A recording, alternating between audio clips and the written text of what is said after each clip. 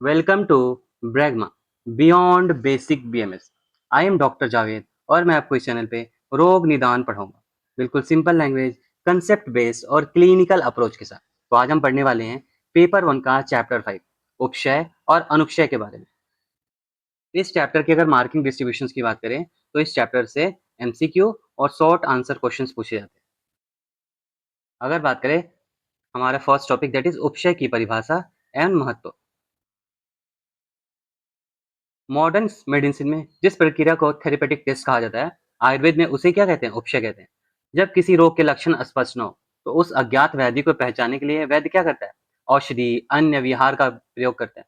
यदि रोगी को उससे क्या आराम मिलता है तो क्या उपचय, अगर आराम नहीं मिले तो क्या है? वह अनुपचय। गूढ़लिंग व्याधि उपचय अनुपचयाभ्याम परीक्षित। जिन व्याधियों के लक्षण अस्पष्ट न हो उनकी परीक्षा उपचय और अनुपचय के द्वारा करनी चाहिए।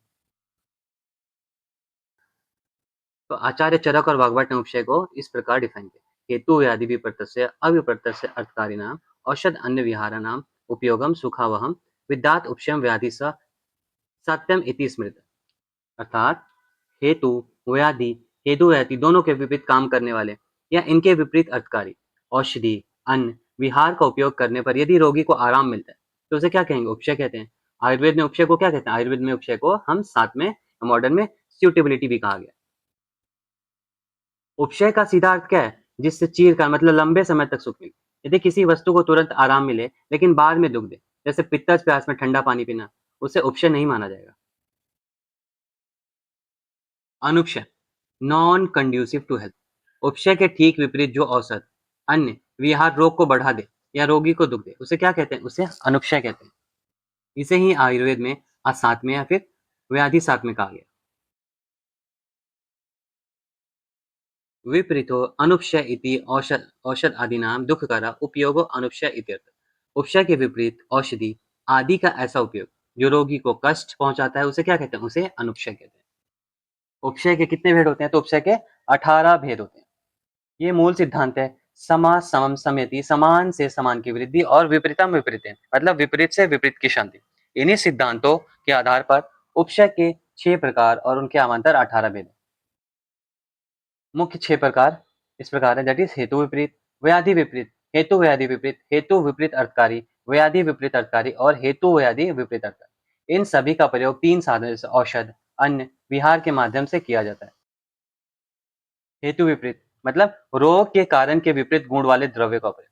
औषधि शीतजन्य कफ ज्वर में गर्म तासीर वाली शुंठी का काढ़ा देना। अन्न में क्या? श्रम से उत्पन्न वात ज्वर में मांस रस देना मतलब मीट का सूप देना।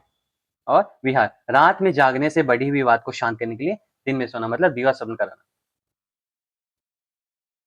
व्याधि विपरीत कारण को छोड़कर सीधे बीमारी को खत्म करने वाले द्रव्य का प्रयोग। औषधि में अतिसार से सीधे दस्त रोकने वाली कुटज या पाठा देना।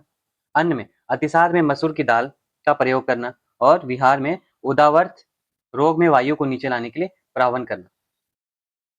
अगर बात करें हेतु व्याधि विपरीत मतलब ऐसे द्रव्य जो रोग के कारण और रोग दोनों को एक साथ खत्म कर दे, उसको क्या बोलते हैं? हेतु व्याधि विपरीत।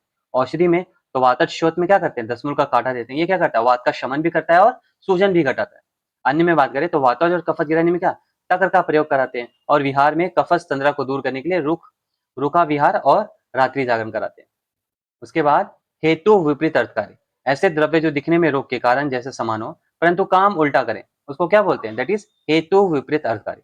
औषधि में तो पित्त बढ़ने से हुई विवृद्धि पर गर्म ताशीर वाले उपना का यूज करना, जिससे फोड़ा पककर क्या हो जाएगा? फूट जाएगा। अन्न की बात करें, विदाई अन्न से पके हुए कफ अनुबंधी रोग में विदाई अन्न खिलाकर क्या करते हैं? उल्टी कराते हैं। और विहार में वात बढ़ने से हुए उन्माद में भय त्रास पैदा करना। उसके बाद आता है व्याधि विपरीत अर्थकारी ऐसे द्रव्य जो दिखने में रोग जैसे हों परंतु रोग को शांत करें, जैसे औषधि में छर्दी रोग में मदन फल देकर पेट साफ करा देना। अन्न में अतिसार रोग में दूध पिलाकर पेट की शुद्धि करा देना। और विहार में छर्दी में वमन कराना।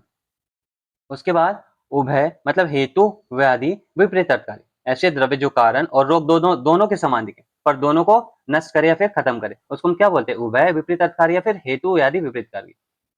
औषधि अग्नि से जले हुए स्थान पर गर्म अगोरू का लेप लगाना। अन्न में मदपान से हुए मदात्य रोग में थोड़ी मात्रा में क्या शराब ही पिलाना। विहार व्यायाम से हुए उरुस्तम रोग में जल में तैरना। ये क्या था? उभय विपरीत अर्थकारी के आहार, विहार और अन्य के उदाहरण थे। उसके बाद जो भी एक्सपेक्टेड एमसीक्यू और शॉर्ट आंसर क्वेश्चन है यहाँ पे दिए गए हैं। पुनः हेतु व्याधि विपरीत नाम विपरीत नाम अर्थकारी नाम, यह श्लोक किस ग्रंथ का है? तो पता होना चाहिए अष्टांग हृदय निधान स्थान का। उपशय को अन्य किस नाम से जाना जाता है? तो सातवें के नाम से जाना जाता है। उपशय के कितने मुख्य प्रकार? मतलब 6 प्रकार, और कितने अवान्तर? मतलब 18। तो 6 और 18 हमारा ऑप्शन हो जाएगा। अतिसार में कुटज या पाठा का प्रयोग करना किस प्रकार का उपशय? दैट इज व्याधि विपरीत। मदपान से उत्पन्न हुए मदाते रोग में चिकित्सा के लिए मद का ही प्रयोग करना कौन सा उपशय? दैट इज उभय विपरीत अर्थकारी। छर्दी रोग में उल्टी कराने वाली औषधि का प्रयोग करना किसका उदाहरण? दैट इज व्याधि विपरीत अर्थकारी। वातज शोथ में दसमूल के काढ़े का प्रयोग करना किस उपशय का उदाहरण है? दैट इज हेतु व्याधि विपरीत। उसके बाद short answer question, that is उपशय की परिभाषा और इसकी नैदानिक उपयोगिता का श्लोक सहित वर्णन करें। आधुनिक चिकित्सा के किस टेस्ट से इसकी तुलना की जा सकती है? जो सेकंड शॉर्ट एक्सपेक्टेड क्वेश्चन, अनुपशय किसे कहते हैं? उपशय और अनुपशय में मुख्य अंतर स्पष्ट करें। हेतु विपरीत और व्याधि विपरीत उपशय में क्या अंतर है? दोनों के एक एक औषध और अन्य के उदाहरण दीजिए। विपरीत अर्थकारी उपशय का क्या अर्थ है?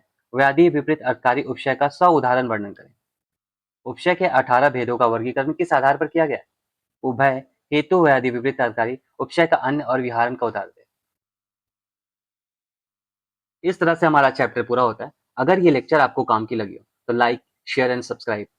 Stay curious, stay clinical. मैं हूं डॉक्टर जावेद। मिलते हैं नेक्स्ट लेक्चर में। अगर आपको इस लेक्चर की पीडीएफ चाहिए तो डिस्क्रिप्शन में टेलीग्राम का लिंक है, वहां आपको फ्री ऑफ कॉस्ट मिल जाएगा। Thank you.